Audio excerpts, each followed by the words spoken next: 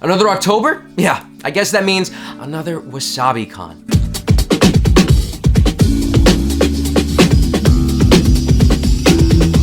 Hi, I'm Bayfond, and I guess at this point I can kind of sort of call myself a Wasabi Con veteran. This is my 3rd year coming here straight, and I think I know the layout of this place pretty well by now. Held here at the Prime Osborne Convention Center, here's Jacksonville's prime anime convention. Aside from like, Bold Matsuri, but still, that's something else. But yeah, so Wasabi Con. I've gone from the first year, not really enjoying my time all too much, to be honest with y'all. I mean, I still get flashback to those endless lines. These completely useless lines that felt like you were walking on the heads of hydras. Every time one dissolved, 3 more would fill in its place and still lead nowhere. But seems like we don't have to worry about that because ever since last year, WasabiCon's really held its own when it comes to management of where you should go and what you should do to have a fun time. They've been doing particularly well when it comes to this kind of thing. And I can very easily say that every single year that I've gone, I've seen clear improvements. And some things staying the same, for better and worse. But hey, this time around the convention's 3 days long. I bet you can guess that this is gonna be filled to the brim with so much stuff. Of course they needed to add an extra day. Well, let's talk about it. So before I jump into, the exhibition halls, the panels, and all the, juicy stuff that you guys want to listen to, let's talk about day 1 with the most surprising and what I can probably say as being the best part of any of these WasabiCon conventions I've gone to. And that's with the concert that was held on the first night of WasabiCon. Cowboy Bebop Live with the Bebop Bounty Big Band featuring Bo Bellingsia. Jesus, they have so much alliteration in this that it's not fair to say out loud. And yeah, I don't think it's an understatement to say what I said about this thing. This is probably the best thing I've seen at any WasabiCon convention. The Bebop Bounty Big Band doesn't mess around. Well, it does, but intentionally is what I'm saying. This is a 14-piece band that plays Cowboy Bebop absolutely beautifully. And listen, I know that there are quite a few Cowboy Bebop tribute bands out there and a lot of bands that perform anime music. And I gotta be honest, not too often do I become a fan of these tribute bands or do I really care about what they're doing. I mean, coming into this, I wasn't all too thrilled. I wanted to see it done because I love Cowboy Bebop's soundtrack, but I was completely unaware about what I was walking into. I was expecting it to look like something like a 6th to 8th grade performance of, Battle of the Bands. But what we all got was nice, a presentation that looked like they were here for some serious business. We got 2 screens on the side to present everything that's going on, and a setup that gave me some hope. And when the music started, I was blown away.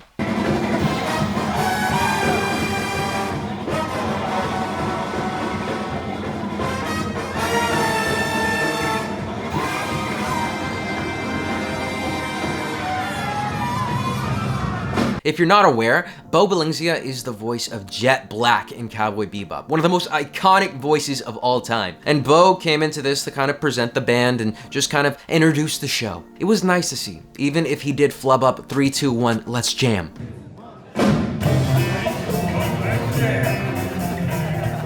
When this band said that they were only around for about a year, that blew my mind. I don't know how they haven't done this for a longer period of time or how they're not bigger than they already are. Every single performance that they did sounded phenomenal. For the wide majority of the songs, you would think that they have the full orchestra here. All the songs sound that full and that fleshed out. And everything was complemented by the videos that they played on the sides, being excerpts of the series itself. I think their implementation of these screens was really good. And in the beginning, before the show even started, they put up some trivia up here too. But yeah, their performances were absolutely stellar. I mean, I'm glad that they did my favorite song from the entire soundtrack justice, and that's Space Lion.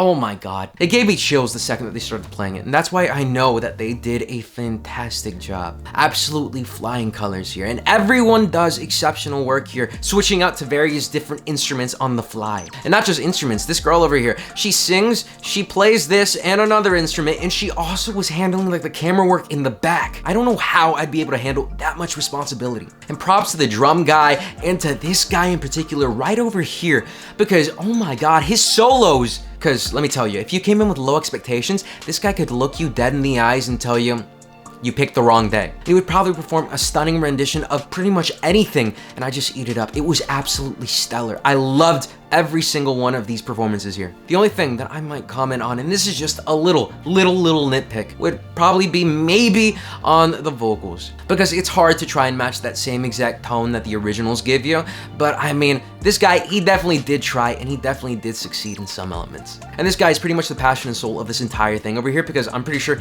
he's the guy that set the entire crew up. So yeah, major props to them. I really didn't expect it, and I loved every second of it. I mean, to prove how much I liked it, I even got one of their limited edition posters, one that was, you know, 1 in 10 chance to actually be signed by them, just to support the band. What can I say? I'm a fan now. And with that, let's just jump in to day 2 of WasabiCon, Saturday. This is the day that I went through the pickup process and all that good stuff that you probably are familiar with too. Parking here, absolutely a mess. Don't come here midday if you're expecting easy parking. That was my first mistake. And while you could probably back out and go to one of the other closer parking locations, I didn't really see anything. So I had to park so hella far away that it made that walk back about like, what, 10-15 minutes? Definitely not on convention's fault, but I wasn't expecting that. Which, then again, to my surprise, the lines were pretty empty. I mean, you could just walk in and just, again, pick up or just buy a ticket. Farewell are the days of you just standing your ass in line, hoping to move an inch in about an hour. I got the system down pat now, and I couldn't be more happy about that. But the first thing that I can say is, wow, that's a lot of space. Where did everyone go? This kind of felt different than last year. I mean, in a way that I didn't really expect. This felt a lot more empty. Weird. I thought because this was 3 days, there was gonna be more things to do, more places to check out. No longer are you gonna be like side by side next to whoever's walking by you. There's ample amount of room for you. And that's probably because there's not as many vendors or creatives here. Don't know if the vetting process has gotten harder or don't know if people just didn't want to show up. But it definitely was something that was noticeable. Not to say the quality of the booths gotten down. No. They're still up to par. A lot of your favorite ones are still here and it's still pretty pleasant. I could say that I give my awards to the most aesthetically pleasing booths to these two over here. The use of pastel here was incredibly nice. I love the entire design of this booth. And this one over here has got that nice comic book feeling to it. I don't know, but it just was nice and appealing to the eyes. Oh look, there's a wild Gojo. And this time around, because there was a kind of lack of places to look at, we also went through like a scavenger hunt that was placed on like an Instagram page. One where you're supposed to go to different booths to collect stamps, they then get like a mystery box at the end. And here's where we learned the map wasn't as clear cut as what we originally thought. Yeah, it was something. I mean, we were standing in front of this map over here and looking at it on our phones because it kind of didn't make sense at first. How everything is set up is there's the first half of the map, which is just gonna be the vendors, and the other half of the map that are the creators and the creatives. We didn't really make sense of it, so we were looking at the map in a backwards sense, thus leading us to go to the wrong places at first. But well, it is what it is. So we bounced around these various stations, telling us to go to another place and then another place, and no, we went to the wrong place. It was actually supposed to be there first, until we got the goodie bag, which contained a reward of lewd vegetables. A little weird, but okay. I would say one of the best additions to this exhibition hall were gonna be the gachas. These machines got a lot of my friends and mine's money, but I mean, we have to. Every time you see a gacha machine, you have to play the gacha machine. You might think you know what bread is, the taste of bread, the smell of bread, the texture of bread. But do you know what bread 2 is? But no, I don't think you know what bread 2 is. That's what we need to know. Aside from that, there were JoJo figures, Chainsaw Man figures, and Kirby figures. And every single one of these, our luck did not go as planned. My friend rolled for Kirby 3 times, and 3 times he got a Meta Knight. Me and my brother went for Star Platinum, and we both got Joseph Joestar. The only person who succeeded in their ventures was the girl that went for bread, which of course was the best, safest option of all. But you probably already know what the best part of exhibition halls are. They aren't just the goodies that you can get in these different booths or the gacha machines that are over here. No, none of that. It's the cosplays that you see walking around. So without further ado, here they are.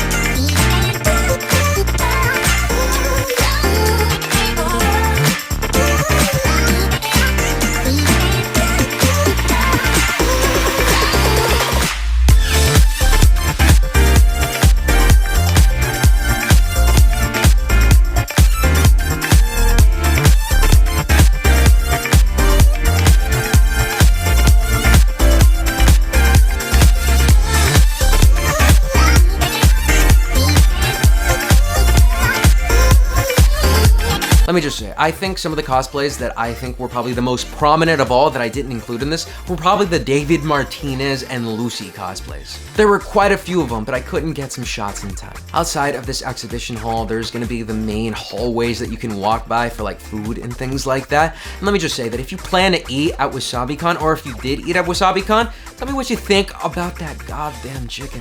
Sweet and sour chicken? No. The most bland and the most stale chicken that you'll eat. Disappointment central here. I don't know how they messed it up that bad. The egg rolls, the kimchi, the rice. How the fuck do you mess up rice? Yeah, you know, it wasn't the best. And when we're talking about panels, there's already the standard panels that you're already aware of. The before the show panel has some lore and some history about WasabiCon and the future prospects of what WasabiCon's team is gonna be up to. I mean, if I'm not mistaken, these guys are gonna be taking on MegaCon 2 next year. Like actually handling everything for it and a whole bunch of other conventions too. So that's kinda neat. And a lot of the other panels are gonna be held in those small, dark, hot rooms. I could either take them or leave them. The ones that I like to go to are the ones that are held in the main hall because it's so spacious and a little chilly in there. But here's where I'd say I felt a little bit more disappointment. That was with the cosplay showcase panel. Because wow, did they really shorten the list of contenders this year. What usually ended up being an event that stretched out for like maybe an hour or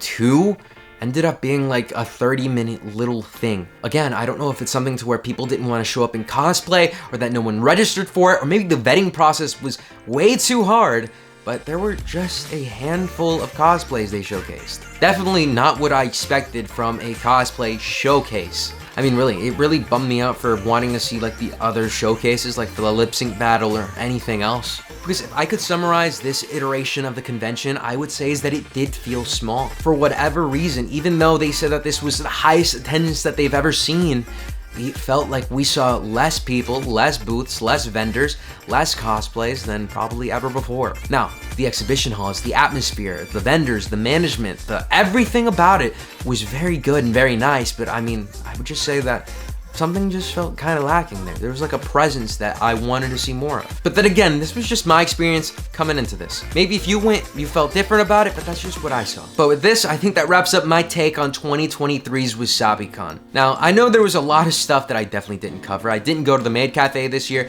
neither did I go to the supposed rave that they were having at night. I don't know. So maybe I did miss out, or maybe I didn't miss out on anything. If you went to WasabiCon, what did you think about it? Did you have a blast, or are you just holding out for something like MegaCon in 2024? Please, let me know down in the comments below. And, as always, I was Bayfond, and I'll see you guys next time.